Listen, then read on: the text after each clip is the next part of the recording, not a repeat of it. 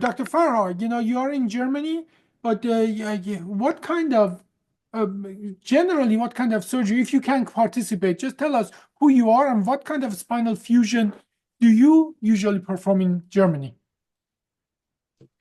Hello, everyone. I am doing my neurosurgery residency, and I am only allowed to assist different kind of the degenerative changes, and it can be one or 2 point the disc prolapse and all this instrumentation. It's also minimal invasive procedures, and I am still now looking, reading and learning phase. Okay, so let's, I see we have Dr. Atari here. Dr. Atari, if you can as well share your main form of spinal fusion that you are currently performing. We just want to go about what other methods out there, what is special about OLIF, and what is OLIF a good kind of surgery for, and what is not good kind of surgery for. If you can share, tell us where you are and what is your main method of fusion.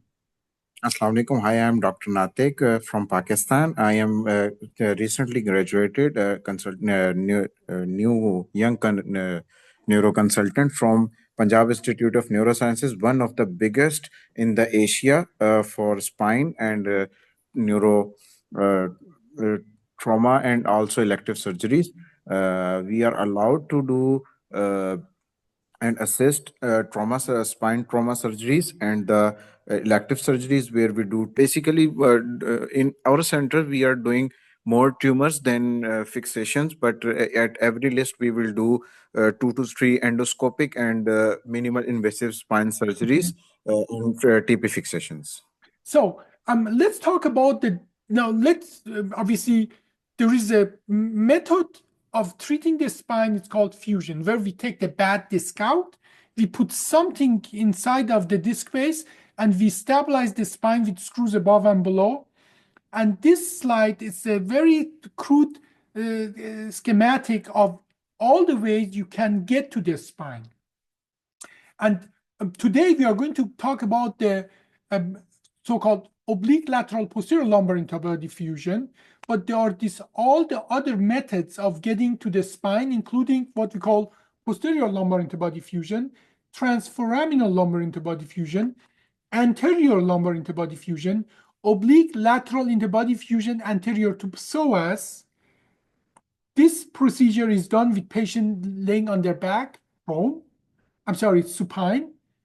This procedure and direct lateral interbody fusion is done with the patient on the side. All the other procedures are done with the patient laying on the belly. We call it prone. But let's talk about, to what I understand, Farzin, in Iran, mostly you perform PLIF and TLIF. Is that correct? Yes, because we mostly do open surgeries. We don't actually do MIS surgeries for lumbar spine. Okay. Sometimes even some surgeons don't put interbody fusions when they fuse the spine. They only put pedicular screws, and we see a lot of complications after 1 or 2 years mainly. Well, no, you mentioned something very important.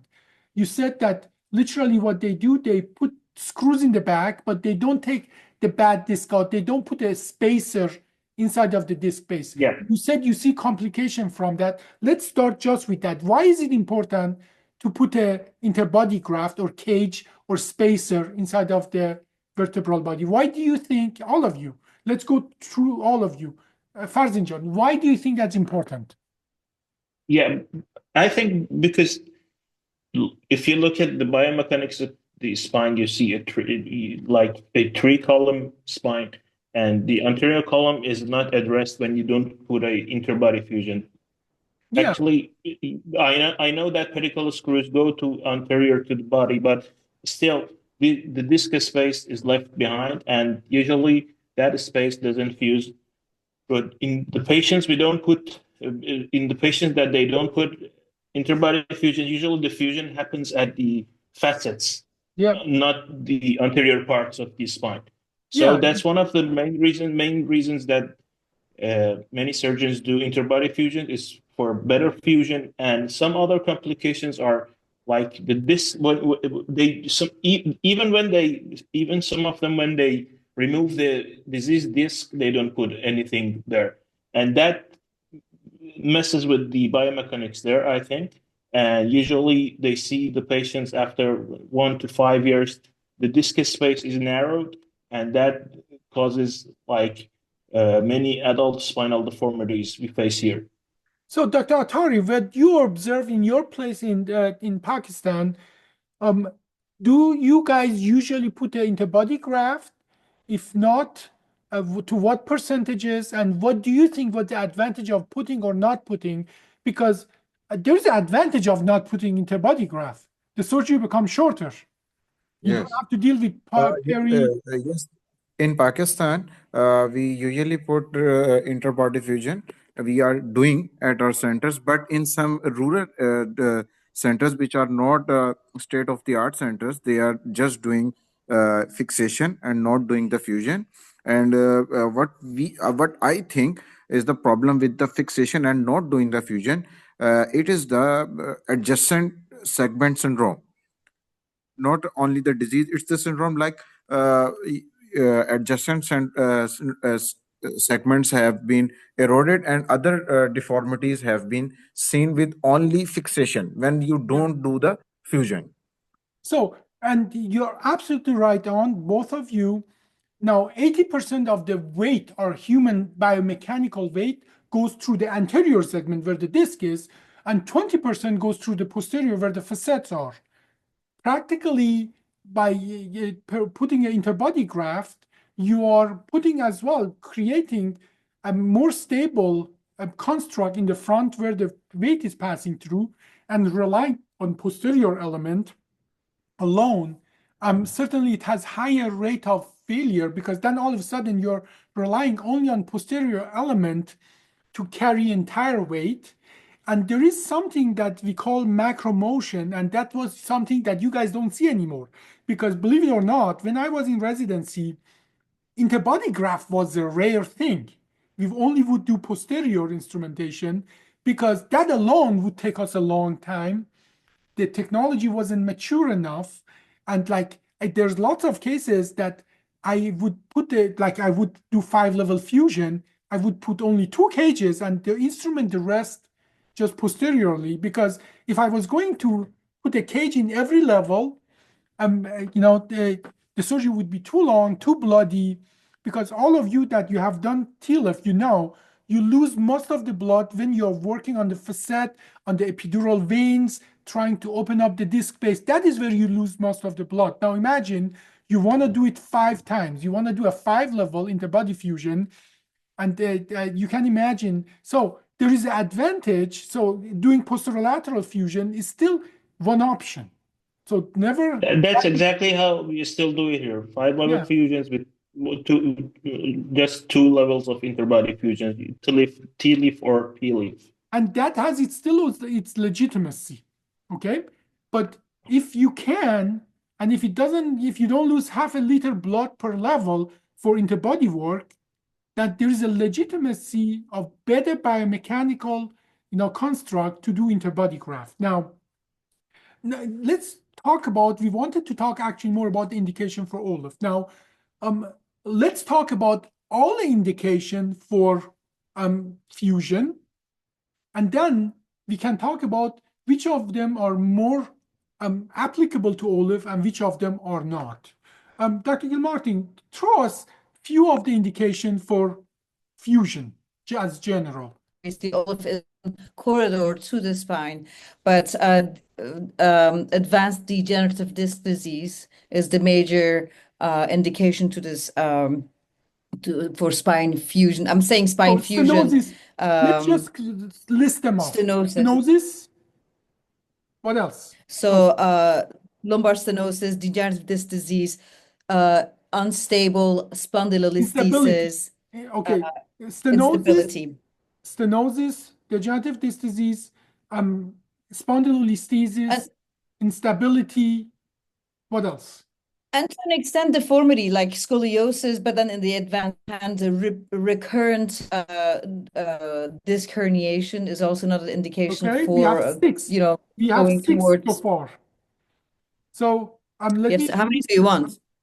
Well, it's enough. Good start. So stenosis, spondylolisthesis, degenerative disc disease. By the way, lots of people dispute that degenerative disc disease is an indication for fusion. I don't, but lots of people do.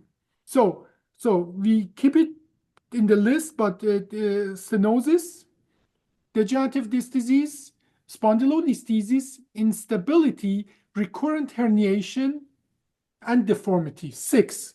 Dr.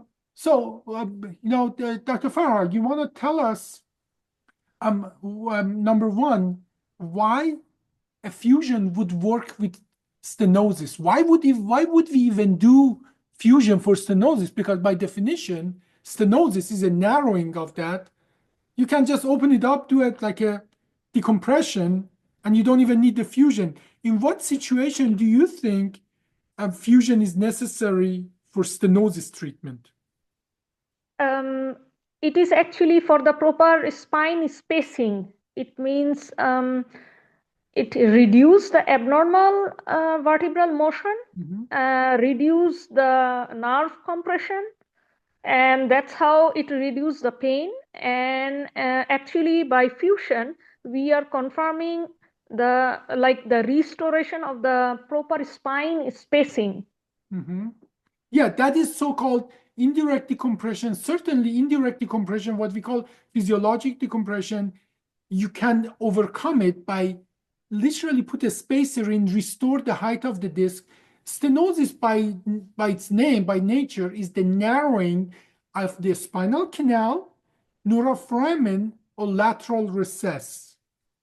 Now, if you don't mind, Dr. Atari, in your practice, what you've seen, in what percentage of the stenosis, when the stenosis is the main pathology in Pakistan, do you do fusion versus decompression? What do you think? In our practice and our center, we usually do direct decompression in stenosis, where the canal stenosis is severe. If it is minor in stenosis, like nerve root tension signs are minimum, then we will do indirect decompression, and for that we do infusions or ALIFs, वगैरह, like that. So we talked about that the stenosis is the narrowing of one of these three structures, spinal canal, lateral recessus, foramen. Now, imagine you have all three of them.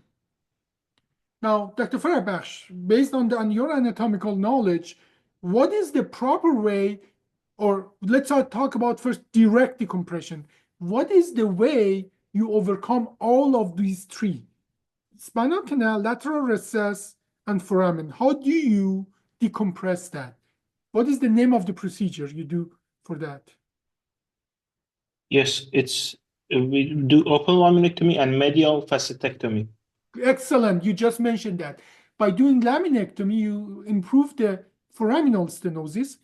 By doing medial facetectomy, you practically remove the lateral recess stenosis, and I'm sure then you would put your kerrison in the foramen and you take some bite of the flavum and the articulating surface to open up as well the foramen, and then you pass the probe in, you make sure the hole is open, and so on and so forth, and then you have achieved all three of that. Now, how much of the facet can you safely remove? I think 1/3. Well, some people say 1/3, some people say half on each side or half on one side. Generally, if you touch the disc and remove more than one of the facet, half of one of the facet, for all practical purpose, you have rendered that space, that segment unstable. If you and I, we have all of us, we have worked on those facets, right? You think you are removing the half of the facet, and all of a sudden, the entire facet just in your rondure comes out. Yeah. Has it ever happened to you? Has happened to me? Yeah, it comes in just one piece with one bite. It comes, all of it comes in one piece. Then you have done a full facetectomy. Yeah, So exactly. the question was, in what situation, when you do decompression, do you need to do fusion? Well, if Okay. the amount of the decompression you need to have for proper decompression include that you have to remove more than half of the facet, then you are rendering Yeah, that that's segment unstable. Then you do need to do a fusion. That is why for spinal stenosis, you need to do fusion. And obviously, what you're doing here, you're literally cutting the bone out. And once you remove enough bone away, you're opening up the space. But that as well, the same thing renders that segment unstable. Then you have to fuse it. Now, let's talk about that is direct decompression. What is a so-called indirect decompression? I mean, we have Dr. Arthur Allor here. Dr. Allor, if you like, can you, if you can, comment what the indirect decompression is and how it can overcome the problem of the stenosis? That might be another good connection. So don't feel bad if you're not. I just go to the next person. Now, in the indirect decompression, what we are doing, we are literally restoring the height of the disc to the time patient did not have stenosis, meaning that obviously patient was not born with stenosis. Here, please, if you are able to see my screen here, we are seeing here one of these so-called indirect decompression, which we call physiologic decompression. And I'm going to move forward. Pay attention to the L4-5. What you see in L4-5 is that this is after a spacer is placed, and I'm going around the contour of the foramen, and this is before.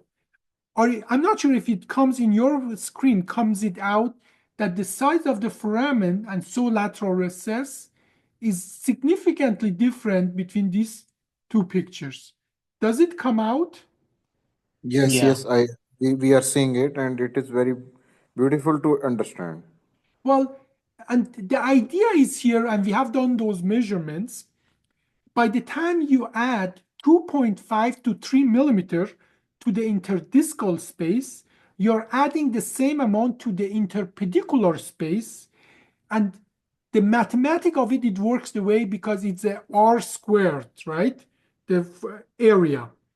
That if you add 2.5 millimeter to interpedicular space, you're doubling the area space of the foramen and lateral recess.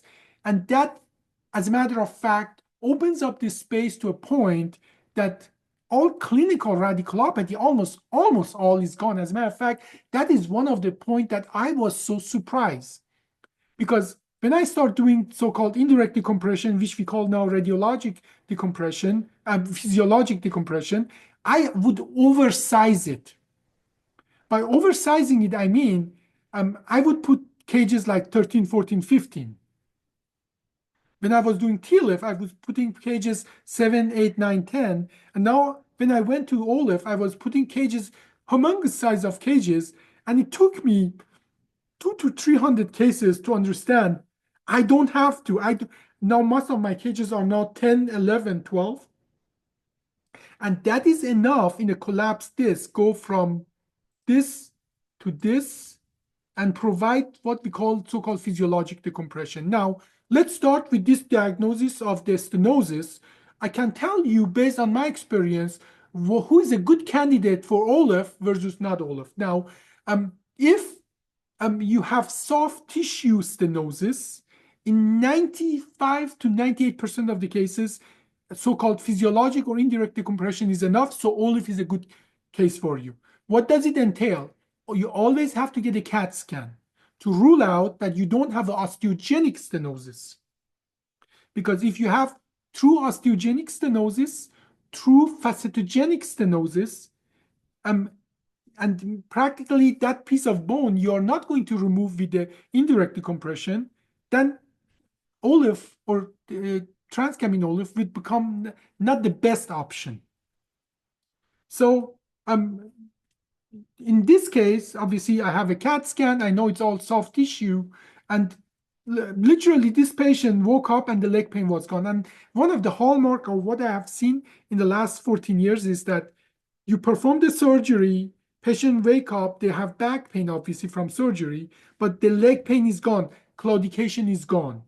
So it's very effective of the indirect or physiologic decompression is very effective to remove non-osteogenic, not facetogenic stenosis. Another factor that is of extreme importance here, if you are going to use the indirect decompression or transcaminal for stenosis treatment, is that you ask the patient, when you sit down or when you lay down, does the pain go away? If literally they say, I have no pain when I'm sitting down, I have no pain when I'm laying down, what is the difference in the anatomy when they're laying down versus when they're walking or standing up?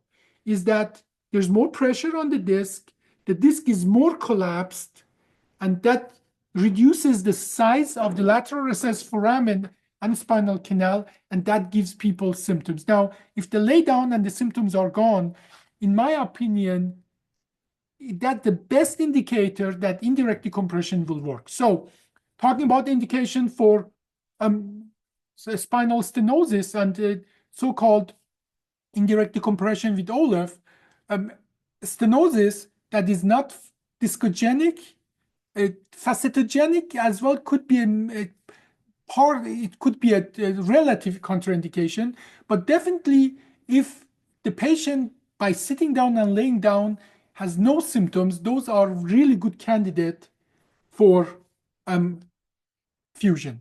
Now, the advantage here is that you do not have to cut the bone. You do not have to cut the facet. You do not have to literally deal with the in the epidural vein that causes lots of bleeding. And this result has been tremendous. So, do you guys have any question regarding the stenosis, limitation, and so on before we move on to the next diagnosis, which is a degenerative disc disease and axial I pain? had a question when I was reading again your landmark paper. So let's say the patient does indicate for an OLLIF procedure to jack up and also promote the healing, but at the same time there is a central stenosis, like a very hypertrophic ligamentum flavum. You suggested to go staged, doing a minimal invasive, like micro laminotomy or laminectomy. Do you still recommend that, or is the second stage the same day? Okay. What do you suggest? So, if well, need let's say central decompress. let's come back to the first thing. Patient comes, patient lays down, pain goes away. Sit down, the pain goes away. There's no there is no osteogenic stenosis. It's all soft tissue that pushes on. And then I decide to do OLIF, because if patient lays down, has pain, still pain, and there's a osteogenic stenosis, I don't do OLIF. I go first. I do literally a direct decompression, laminotomy, not laminectomy. If you don't know what the difference is, ask, and I'm happy to explain it. But I go and do a direct decompression, remove the stenosis, and most of the time, the claudication and radiculopathy goes away. I watch the patient for 3 months. If patients still have axial pain, most of the time radiculopathy goes away. Sometimes not, because sometimes disc reherniates or something else happens and the radiculopathy comes back. But most of the time, radiculopathy, claudication goes away, axial pain stays. Now I have done already direct decompression. Then I go do a OLIF, transcamin OLIF. Now, let's say though, patient is a good candidate and I go and do a OLIF. Based on your information that so far you have, Dr. Gilmartin, do you know what is the rate that after the OLIF that I wasn't expecting to go and do a direct decompression, how often I had to go and do that? That number is 13. So I the past 5-6 months that I have been observing you, I haven't seen you do any of them. So yeah, if you say 13 months. Yeah, so see, in the since last 12 years, as of today, I have done 1,709 OLIFs in 13 cases that I wasn't expecting to go back to do direct decompression. After the surgery, I had to go back and do a direct decompression. In two of the cases, there was a cage migration. In five of the cases, it was a trauma involvement. But then as well, the handful of cases that truly the indirect decompression wasn't enough. That is an extremely low number. So I have a question too. In these cases that you had to go and do direct decompression, when you look back, what were the indicators that transcoming OLIF would fail? Okay, now can you ask your question one more time, please? Yeah, okay. In these cases that you said you had to go back and do a direct decompression after a transcoming OLIF, when you look back, was there any indicators that this indirect decompression would fail, or so you very missed good those question. signs, or was there anything? Your question is, did I figure out where did I fail? Why did I think OLIF is enough and it wasn't enough? Now, I wouldn't say failing. I do no, apologize. it's failing. No, let's call a spade spade. No, it's not.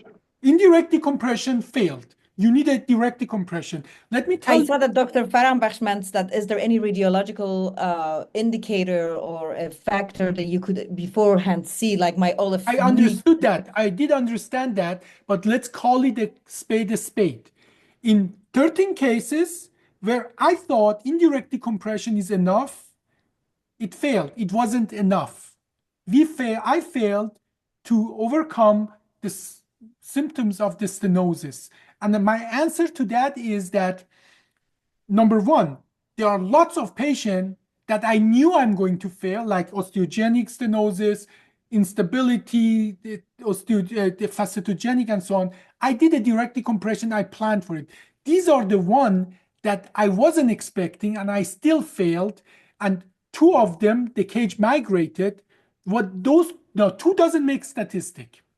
So I cannot answer to you the exact reason, but two of them, both are elderly with softer bone, but that is not enough to make a statistic. Now, five of them, they had a trauma like fall, a motor vehicle accident, lifting accident involving that, and those certainly can be contributing factor.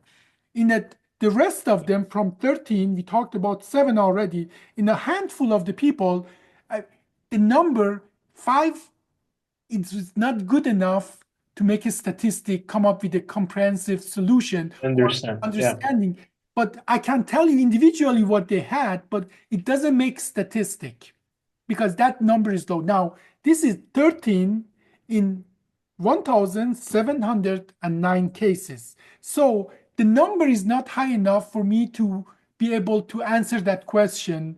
But trauma seems to be the predominant because 5 of them involve some trauma. Okay? Mm-hmm. But trauma is not something you can anticipate before the surgery.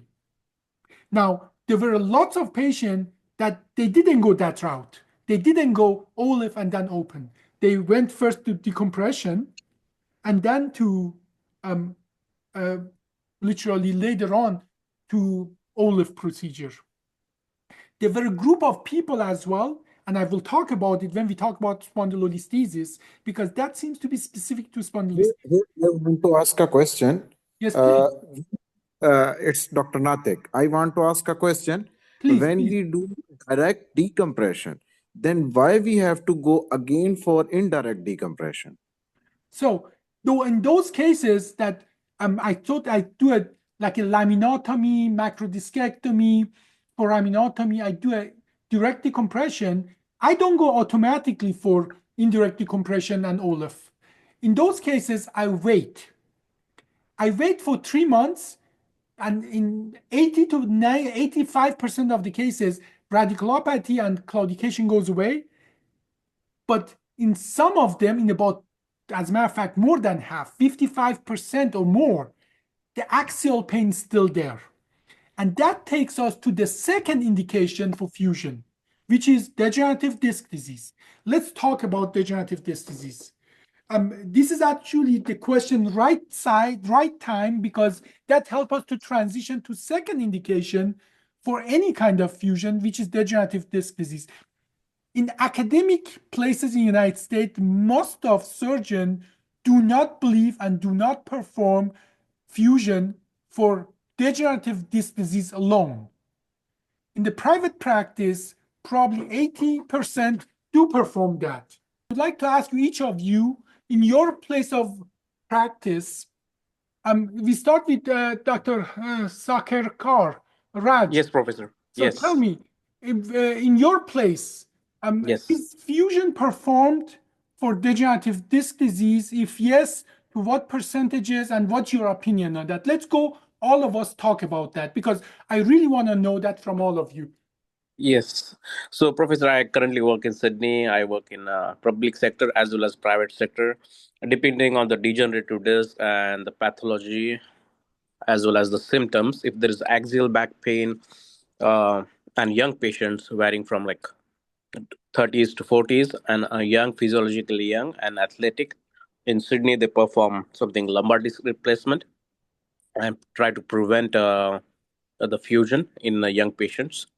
If patient is elderly and old and osteoporotic, first they perform, if it's alpha S1 for degenerative disc, they perform OLIF, and if there are higher levels, then they do ATP. There is very common here, anterior to psoas, or we call OLIF, at 4, 5, and higher levels until lumbar, and a week later, depending on the persistence, inclusion of radicular symptoms or not, they do posterior decompression and posterior fusion. That's what they do in Sydney, Professor. So let's first define what we mean by degenerative disc disease, because as we talked about, stenosis is narrowing of the spinal canal. Dr. Gilmartin, can you define for us degenerative disc disease? Can you define it for us? I believe that's the first step of wear and tear in the spine. It starts at the disc level with the disc losing its mechanical properties and the support properties, and consequently after that, the whole stenosis will take place. So the disc disease itself is when the nucleus pulposus is migrating outside the disc space because of the surrounding, like the tire analogy that you made, is not competent enough, and the disc starts to collapse with narrowing of the disc space, with foraminal and facet joints that are starting to show signs of degeneration, leading to stenosis. Okay, so yeah, pretty good definition. Dr. Farabaksh, is it possible that you have spinal degenerative disc disease with no other, pathology, like literally no stenosis and not much of a listhesis? Literally, yes, it's possible. Absolutely, yeah, it's possible. Yes, absolutely. Yeah, we've seen it. All of us have seen it. Okay, now the question, Raj, if I may ask you. Yes, sir. If you have degenerative disc disease, alone, does it explain axial pain? No, stenosis, no foraminal stenosis, no lateral recess stenosis, no claudication, no spinal canal stenosis. You have only degenerative disc disease. Does that alone explain axial back pain? Yes, definitely. The axial pain is associated with the degenerative disc disease, and that's the most common symptom associated with degenerative disc disease. And I agree completely with you.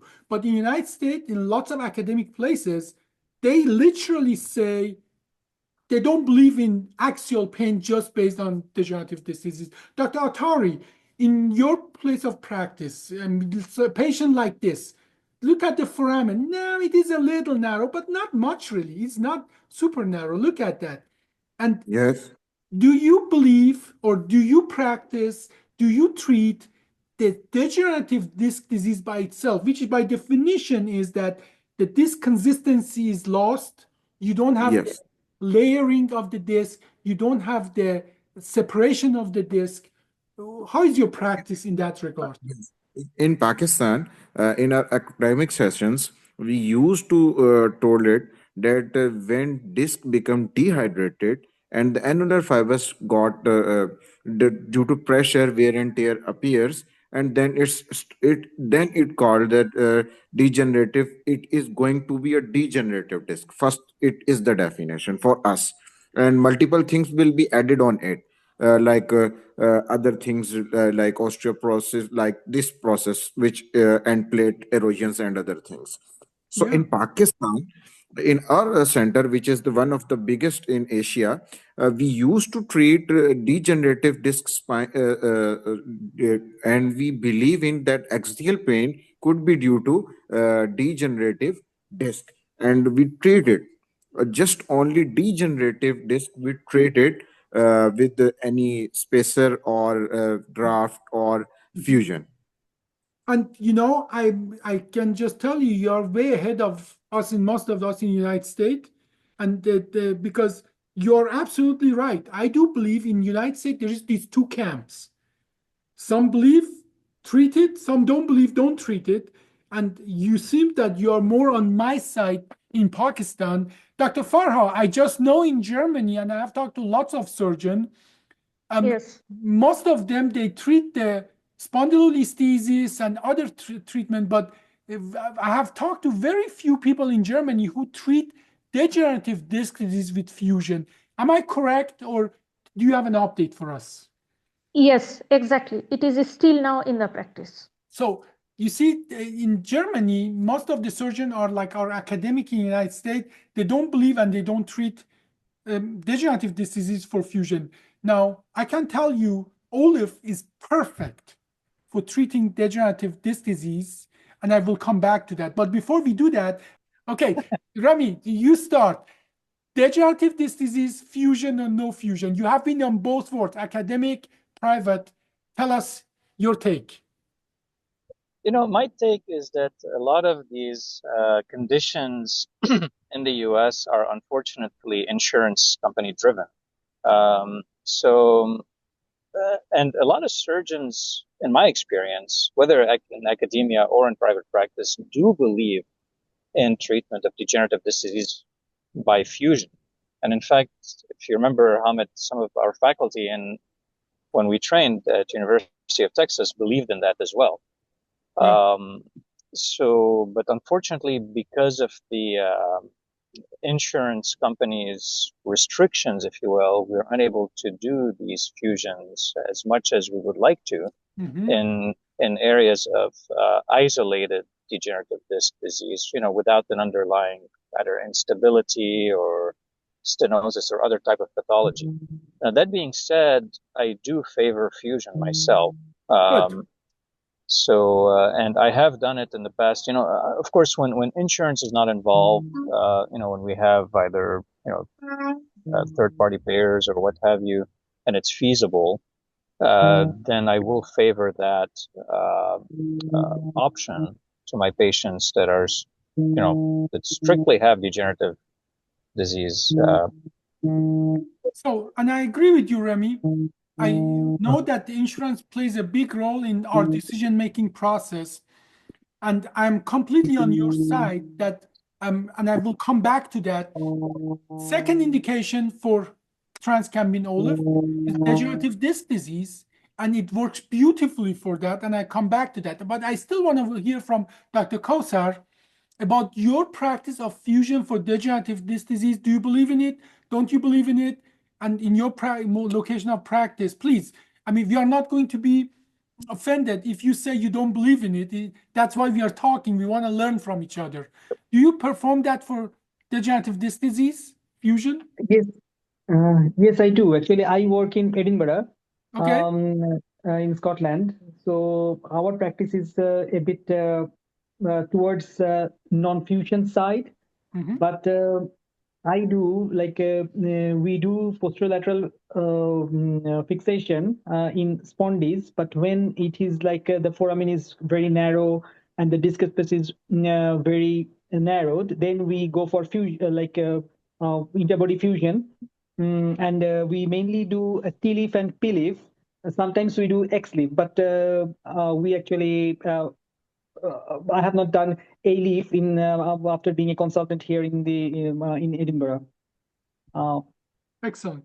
Well, let me tell you why I do believe, and I have good amount of evidence that transcameral OLIF is a good procedure if the patient has degenerative disc disease. And I'm talking about even patient who axial pain is their only reason for pain. Now, we have to talk about number one. This is not a joke. This is not a trick question.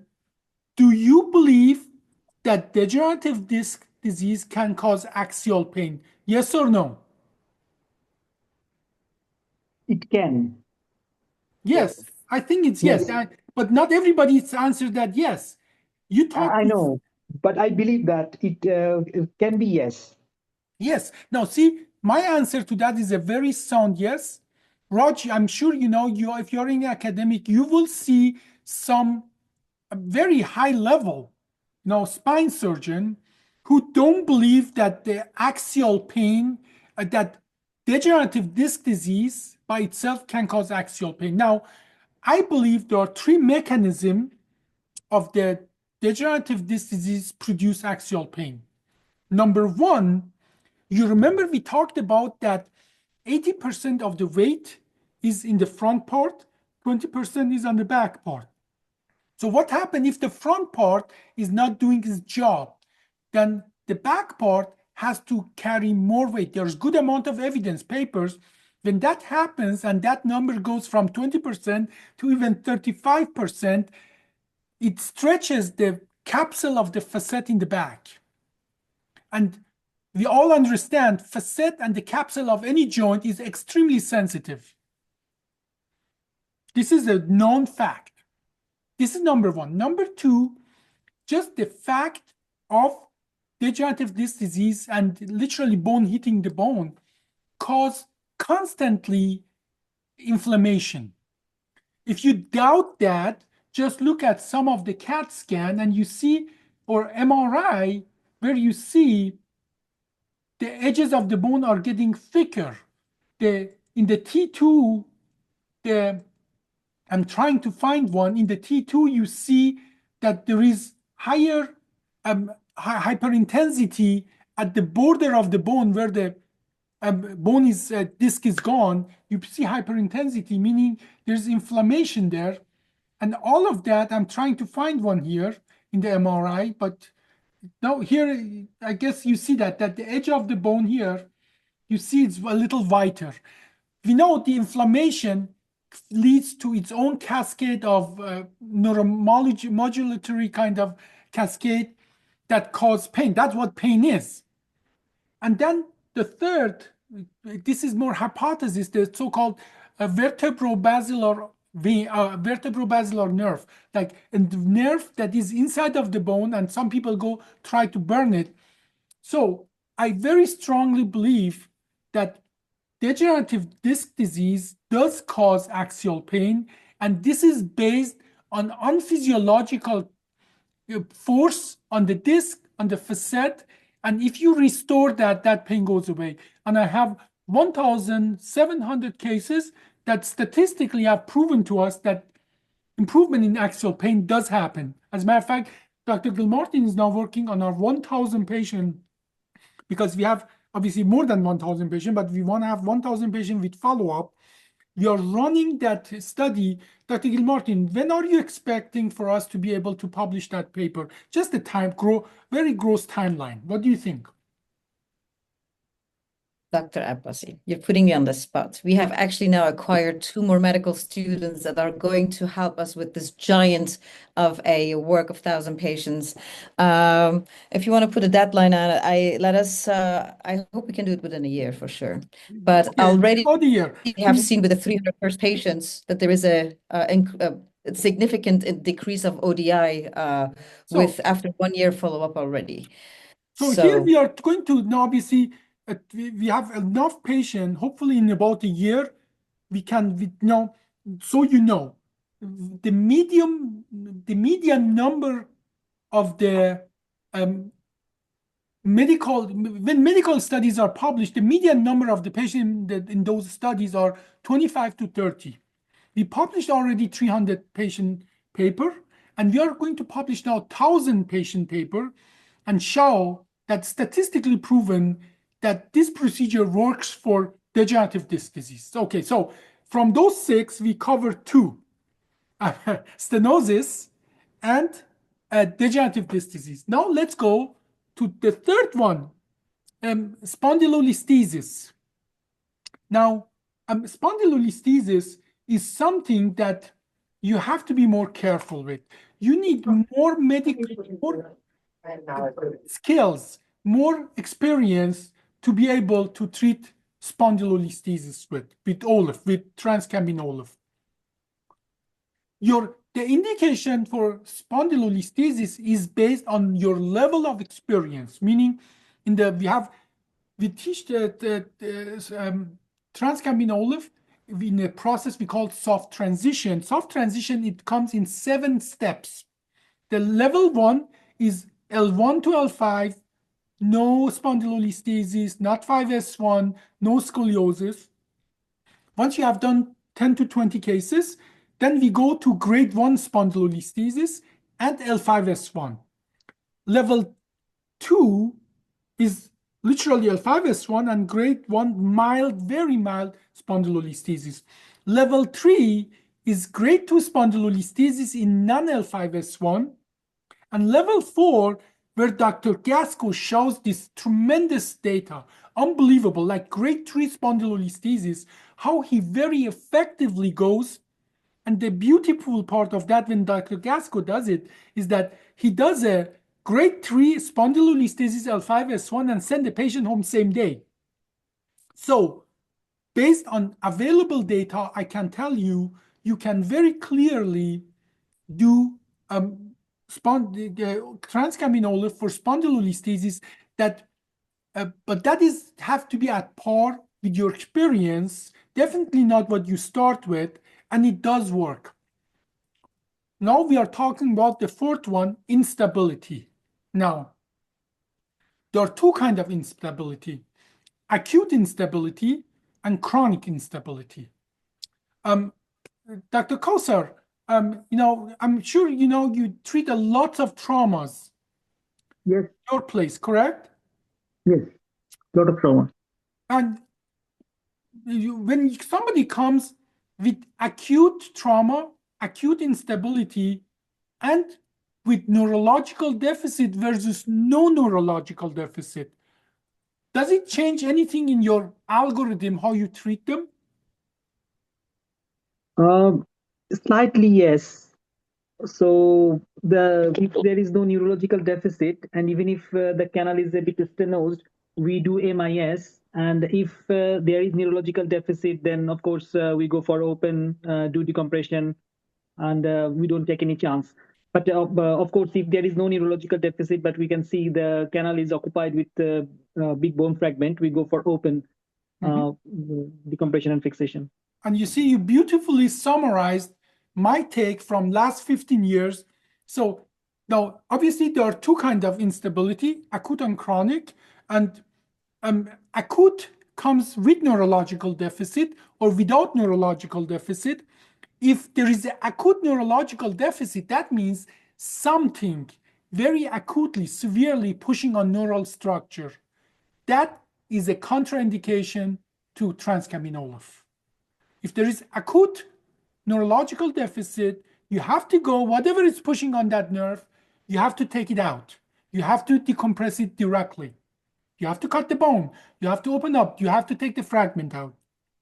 If there is no acute instability, but no neurological deficit, then it's a call. It's based on what you see. Like, is it somebody that you need a corpectomy or you don't need? It's become a judgment call. The chronic instability as well comes with neurological or no neurological deficit, but it's more amenable to indirect decompression and transcameron OLIF. But that is a conversation just by itself, Dr. Farabash. We will have that conversation about instability and direct versus indirect decompression. That has to be a completely separate conversation because it's too long. Let's talk about, we talked about 4 of them. Now it comes to your question that you asked me in the WhatsApp. Deformity. Yeah. So how would you correct the deformity as of now, Dr. Farabash, in your place?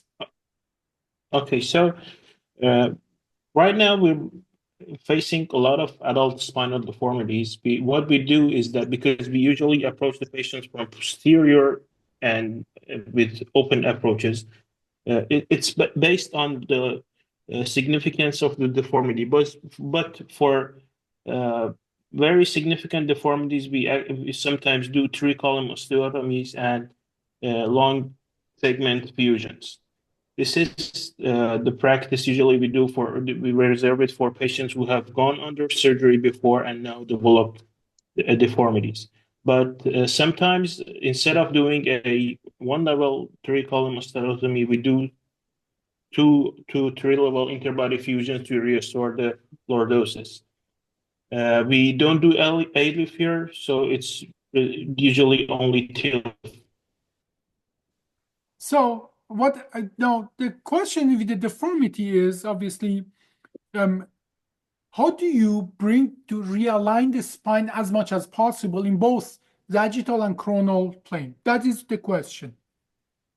And the answer to that is if there is certain number of degrees you can correct indirectly by putting a cage in, and you can put the cage in the front, in the back, correct for sagittal deformity. You can put, as a matter of fact, I did a scoliosis today, and the patient looked actually like that. And then once you put the cages in and so on, literally, then you make this look like that. By putting the cage, lifting it up, putting the cage right and left to correct that. Our paper shows you can correct 5 to 7 degrees in comparison from preoperative CT to postoperative CT. You can correct the coronal deformity. Now, this paper is published. The result is out there. We can send you the link. Now, Can I ask a question, Dr. Abbasi? Please go ahead. So my question, like this, coronal alignment and coronal correction is very well achieved. I agreed with putting insertion of the cage. But the lot of data, like I'm not 100% sure, but the OLIF data or the ATP data, they say we can put big lordotic cages and achieve much better sagittal alignment as per Rosoli, as well as global spine alignment goal or T1 L1 axis goals. With transcambian approach with the bullet cages, is it possible to achieve that much amount of lordosis, like 25-30 degrees between L4-5, L5S1? So let's talk about that. Let me finish this coronal deformity, then we will talk about the sagittal deformity. Now, thank you, Dr. Abbasi. Absolutely. So now in our paper, we could show that you correct 5 to 7 degrees in coronal plane, the deformity in pre-op CT to post-op CT. Now, the point of importance here is that in the CT, patient is laying down, and we know if the patient is standing up, the scoliosis get about 30% or 35% worse. So in reality, before the surgery, patient is laying down, we get a CAT scan, has scoliosis of, let's say, 30 degree, 40 degree, 50 degree. When they stand up, it's much more. But post-op, we get a CAT scan. If we have corrected, like, let's say, half of it, in reality, it's more than half, because when this patient stands up, it's still the angles are still the same. So even though our study show we can correct 5 to 7 degrees, in reality, probably we can even correct more. Now, the highest level of scoliosis I have done was 62 degrees of scoliosis. Okay, thoracolumbar, multi-level, and so on. But if you have truly very, very severe scoliosis, that the only way you can correct that is with osteotomy, obviously, transcambian OLIF is not your way to go. Now, let's talk about the sagittal deformities. Now, I'm looking for some pictures here. Now, I will find it hopefully later and show it to you. In the same way that you can put the cage in the front and back, in the right and left, you can put it in front and back with a different technique that we call direct lateral MIS, direct lateral interbody fusion, meaning that instead of going transcambine, you go transpsoas and you literally put the cage on the epiphyseal ring in the front. With that technique, we have not published the data, but we can correct in what seems right now up to 3 to 3.5 degrees per level. Now, obviously, this is no way close to when you put the OLLIF cage and huge footprint and so on. So what I'm trying to tell you, you remember that very first slide I showed you, in no way assume from what I'm publishing out there that this procedure is going to replace all these other procedures. If anybody who believes that I'm saying that is not listening to me. So there are cases where you truly need to correct the deformity to a certain degree that is beyond transcambine OLIF. Then go ahead, do your osteotomy from posterior, or do OLIF and put that huge footprint cage and so on in. Okay, so, but if a 2 to 3 degree correction is enough for you per level, then this is an option for you. Does that answer the question, Raj? Yes, yes. Yes, so that's very beautifully don't forget to learn all the other option, okay? This is not something that fixes all your spinal problems. But I'm hoping that be able to publish that data soon, that we can correct up to 3 degree per level lordosis. But then you have to plan it. And I really invite you to go to NIH, Abbasi, MIS, direct lateral interbody fusion, and read that paper that we published in 2017. That I just shared a paper with the group. Excellent, excellent. Great I've job. gone through it. It's beautifully written, Professor. Yeah, well, that explained to you that you have to plan it accordingly. You have to take a different trajectory, but then you can put literally a large cage footprint exactly in the front, because imagine the center of the disc is the fulcrum. If you are right and left, you correct for coronal. If you are front and back, you correct for sagittal deformity. Now, so we have the deformity answered, but if there's any question, let's answer it, because we still have to talk about few other indication. I have one more question, Dr. Abbasi. Without neuromonitoring, is it possible to do transcambine? Did you try it, or is neuromonitoring is must? Absolutely good question. And my very good friend, Dr. Varun Agarwal in India, is doing without neuromonitoring. But his neuromonitoring is the patient being awake. He does it on a patient. So practically, even though he doesn't use neuromonitoring, the patient being awake is his neuromonitoring. And my very good friend, Dr. Niraj Vasavada in India as well, does beautiful transcambine approaches. He calls it KLIF because he uses an endoscope. He does a true endoscopic approach where you see the nerve and you don't poke through it. Works. You keep the patient awake. If you are too close to the nerve, it works. The other option is use the neuromonitoring. Neuromonitoring has been a drag on adoption of the transcambine approaches. And in the United States, I just was reviewing the papers. In the United States, only half of the surgeons perform neuromonitoring.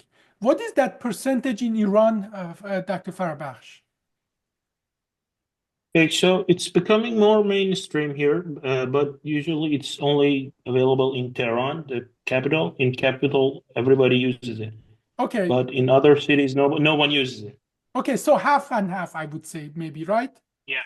Okay. Yeah, what about Australia? What percentage of the cases for lumbar fusion neuromonitoring is used? Dr. Raj, how often or what percentages neuromonitoring is used in Australia? So in Australia, all the cases, 100% we use neuromonitoring. I'm a big advocate for it. Yeah, go ahead, please. Yes, Yes, but I have worked at various countries. This is the fifth country I'm working in. I'm originally from India. In India, as you were aware, the facilities are very short in place. So sometimes we need to go ahead without the neuromonitoring. Yeah. Now, we have Dr. Farha in Germany. Dr. Farha, in Germany, how often neuromonitoring is used? 100%. 100%. Okay. And Yeah, there is no case without neuromonitoring. Okay, Dr. Koser, you're in England, or in Britain, or in Scotland. How often is it neuromonitoring used there? 20-30%. Some suggest prefer neuromonitoring, but most we don't use too much. So you're probably more like United States, actually. And Dr. Alor is not with us anymore, but we have TS and Dr. Bashir in Pakistan. Do you guys have any information how often it is used in Pakistan? Okay, well, now let me give you the good news. One of the problem of neuromonitoring is not being available for transcambing OLIF. And the reason is that machine is $50,000. Now in Inspired Spine, we are getting this machine, we are going to modify it. It doesn't do everything, but it does everything you need for transcambing OLIF. And we are hoping to create a machine under $3,000 and teach the resident and the doctors that can perform neuromonitoring right in the room, whatever is necessary. And we are very hopeful that next time I'm going to go to India and do surgery, I will build multiple of this machine with the protocols, and we bring it as a present to my friends in India, and we give it to them. So we are hoping we can solve that problem. This used to be like a $50,000, $60,000, $100,000 machine. We are hoping to be able to provide that service under $3,000. So I'm hoping that we can solve that problem. I hope that answered your question, Raj. Yes, Professor. This is like remarkable work. You're doing the very noble work. Thank you. Very fan of your work. Well, and I'm hoping as well, not only in India, but as well in lots of other countries, adding $500 to $800 to a case is a big deal. That is how much it costs to add to the cases. And we have to always consider the economic factors in different countries. Otherwise, you see, one of the things is what we do here in the United States. We have a new method and we add another $10,000 to the surgery and nobody really cares. And that's actually bankrupting us. What I love about India is that they know from the start they have to be price conscious. So there is I think there was one indication for the fusion that we haven't discussed yet. Dr. Gilmartin, do you remember what it was? Could you please repeat the question again? I was actually answering Dr. Kaswar. Okay, so there was one more indication for the fusion we wanted to talk about. Yes. I believe we were talking about the recurrent disc herniation, like how often we say after one reherniation or second, or how many chances do we give a patient? I do believe we can tailor to each patient what they want, but I'll leave this. Okay, well, Raj, tell me, yes. Do you guys do fusion for reherniation? Well, again, it's more of a patient-based discussion and absolutely shared opinion. If it's a reherniation 2-3 times, along with the axial back pain and disc collapse, then in that scenarios with in first point degeneration of disc along with the reherniation, disc collapse with modic changes grade 1 or 2, we go for fusion. But if the fragment is fresh and looks like it could be just we can re-explore and they do the discectomy. That's also the approach. Yeah. So depending on patient to patient, we do the procedure, Dr. Pasi. And I think you summarized it beautifully. And I used to do at least 2 macrodiscectomy before I consider a fusion. And if there is a sequester, I still would do the decompression or macrodiscectomy as well. But Dr. Farabash, I'm sure you have done reoperation on the macrodiscectomy. You have done macrodiscectomy 1 time, maybe even 2 times. For the 3rd time, you want to go back there. I am mortified to go there for the 3rd time. Why? I mean, I have a lot of Yeah. experience. I'm mortified to go for the third time to do a macrodiscectomy. Why? First of all, you don't know what the previous surgeon did sometimes, Oh, and I you know don't what know I the did. extent of bone. I'm even Yeah, scared to if go you're to my doing it own. yourself, yeah. If you did it yourself, besides the bone work, there's like this connective tissue there that actually is adherent to the roots and the dura. So that's the There problem. is no distinction. There is no layers. There is no Yeah. anatomical landmark that you can follow. And anybody who says, oh, it is just, this is what I can tell you after being 30 years surgeon. Anybody who says it is just a macrodiscectomy, he doesn't understand No. spine. Macrodiscectomy is one of the most complex. I'm still, after 30 years, I'm still learning. Okay? Sometimes it's even harder than a spinal tumor that exists today. Yes. Macrodiscectomy, you have to consider so many things, so many factors.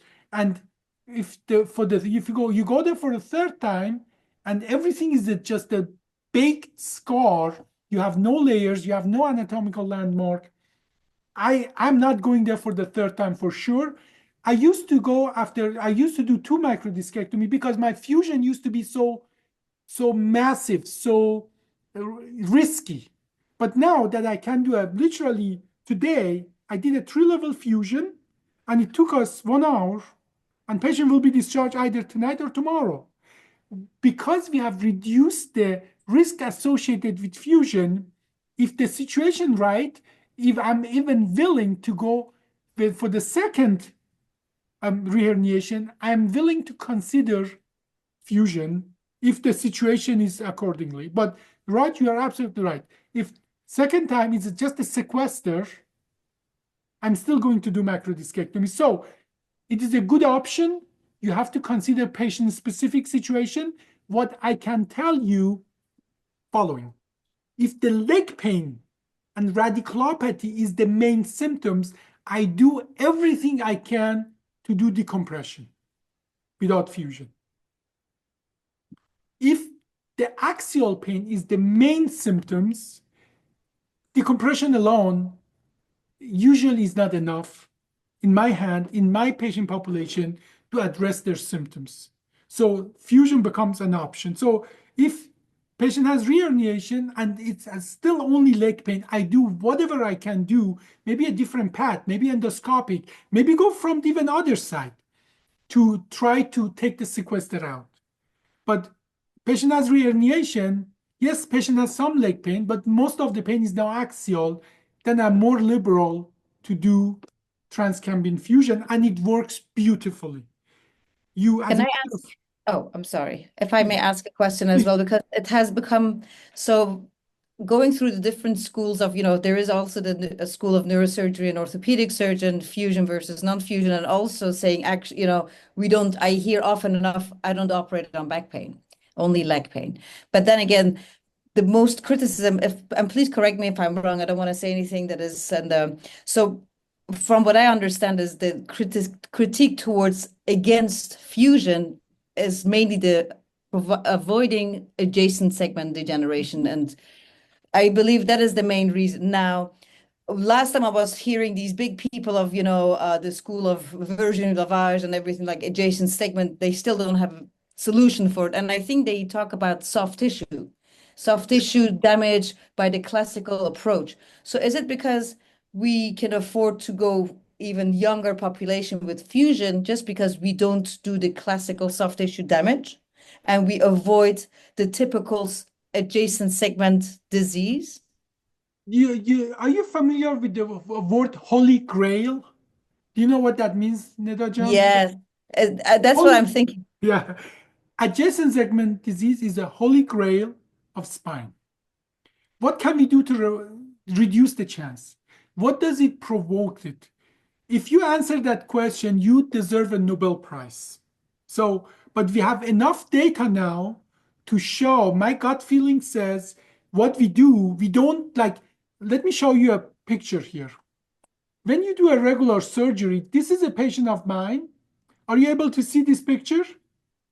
This is a patient of mine that I did the L4-5 TLIF, 2 level above it, the multifidus muscle, because these muscles are multisegmental. Okay, these muscles are multisegmental. 2 level above, the multifidus muscle has turned into scar. Additionally, you do see that now you see that screws here. When you put a screw in a regular way, you're literally burning the facet of the level above. So there are lots of damage we do in a regular fusion to the adjacent segment already. My gut feeling is I strongly feel that our rate of adjacent segment disease with the MIS is lower, but your 1000 level hopefully will show us. We have enough data to go and now data mining to show if that's correct or not. So I'm going to hold my tongue before I have the data. I don't want to jump into conclusion, but my feeling is that generally not only our MIS, but any MIS reduce the adjacent level disc disease and pathology to what percentages to be determined later. Now, that is one of the reasons when I put my pedicle screws, MIS, I go very lateral. Dr. Gilmartin, maybe you have seen it, and if you haven't, if you come and observe my surgeries, you will see it that I don't go straight down. I go very lateral. I have observed you, and I know what you're talking And I about. want to avoid the facet capsule and the facet of the level above, especially the top screw. The other levels, you're going to fuse them anyways, but especially the top part, I go very lateral to avoid by any mean I can to have to do anything to the facet of the level above, facet capsule. Obviously in MIS, we don't burn it. We don't have to visualize that, the notch of where the pedicle starts and so on. So and I'm hoping that data will show us that our rate is lower. But a big factor as well is here again, look at that. The multi-segmental way the muscles are, and that we don't disrupt the autoregulation of the entire spine. We don't disrupt the vascularization of the bone by stripping the muscle out of it. And look at that. This is my patient, a 2-level TLIF in 2012, 1-level adjacent segment OLIF in 2014. Patient had a car accident. I had to take the patient back, and look at that. Where I did TLIF, scar, where I did OLIF, pristine tissue. By the way, I'm not sure if you are able to see this, a little white here. This is our decorticator, where I go with the small tiny things, decorticate the surface of the facet, and I put biologic in. And look at that. Here you see exactly the facet fusion through that little hole without any scarring in surrounding tissue. Okay, well, this has been great. We were even longer than I expected. I think we have covered lots of indication for transcameral OLIF, when it's good, when it's not good. Dr. Farabash, I hope we answered your question for sure. And Rob, Yeah, sure. thank you so much for joining us. And I'm looking forward for our further conversation soon. If there's any final question or comment, please ask. Otherwise, we are going to close the podcast. Please, Dr. Gilmartin. Well, obviously you're on the path of obtaining the holy grail in the spine surgery when it comes to fusion technique. The other thing is, in the training, I feel, and I have discussed it with my co-fellows, that we are actually overwhelmed with the amount of choice of biologics and non-biologics used for fusion. And since we are doing actually the fusion, we are depending on these extras. And ever since I saw your technique, I mean, I've been trained using the BMP or the Infuse, the brand name. And then there is this I factor that I have been seeing used. So I'm kind of in a way like, what am I going to use in my own practice? And then I saw your tricalcium phosphate as the kind of as the conveyor, and then you use the bone marrow when you're putting your Jamshidi in the pedicle screw, and then that intuitively feels like this is what we want. Yeah, and so well, I would say this is just a session for itself. So please work with Amanda. Let's make a session, just talk about biologic. There are 3 categories of biologic. BMP or protein-based, mostly BMP, but some other new stuff are coming in, like I factor is halfway there. then there is a cadaveric bone and allograft, and then there is ceramics. And what we use the ceramic that are by themselves not a good biologic, but once you mix it with bone marrow, they work fantastic. But that is another podcast that you just started. We'll work with Amanda, and now we are going to have another podcast just about biologic, because again, like OLIF is not a solution for everything.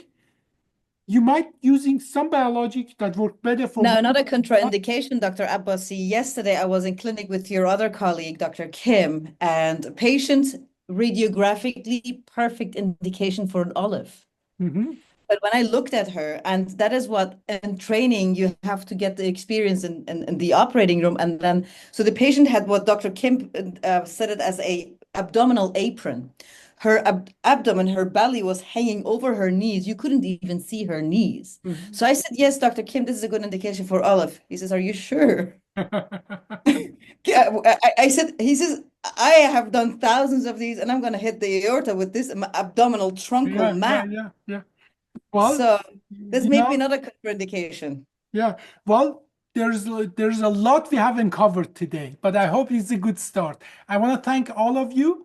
We are going to conclude our podcast indication for transcamin OLIF. And thank you, everybody.